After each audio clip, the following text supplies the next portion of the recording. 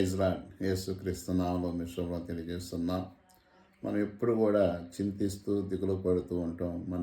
మన భవిష్యత్తు ఏంది, మన పిల్లల భవిష్యత్తు ఏంది, మన పరిస్థితులు ఏందని ఎప్పుడు చింతించే వరకు ఉంటాం. అందుకని ప్రభువైన యేసుక్రీస్తు వారు ఓ చక్కని మాట్లాడాడు. మొదటి పేతురు రాసిన పత్రిక 5వ అధ్యాయము 7వ వచనం, దేని గురించి చింతించుకుడి, మీ చింత యావత్తు నా మీదేయండి. ఆయన అంటాడు, మన భారాలను భరిస్తా అంటాడు.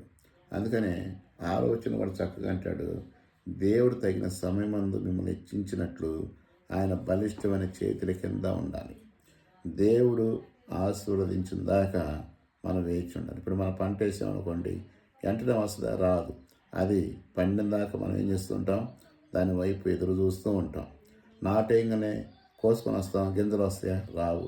మనం కూడా ప్రార్థించిన మనము దేవుడు తగ్గ సమయం హెచ్చించినట్లు ఆయన బలిష్టమైన చేతులు కొన్నాడు. అయితే నువ్వు దేని గురించి చింతించిన అవసరం, నీ చింత యావత్తు ఆయన మీదై నీ హృదయ భారము తీరిపోతుంది. దేవుడు సమృద్ధి గల దేవుడు. నీ కుటుంబాన్ని సమృద్ధిగా దీవించడానికి దేవుడు ఈరోజు సిద్ధంగా ఉన్నాడు. దీవించబడిన నువ్వు సిద్ధంగా ఉంటే దేవుని వైపు చూడు. నీ చింత భారం అంతా దేవుని మీద అప్పుడు నీ చింతలను తీర్చునుగాక. ఆమేన్.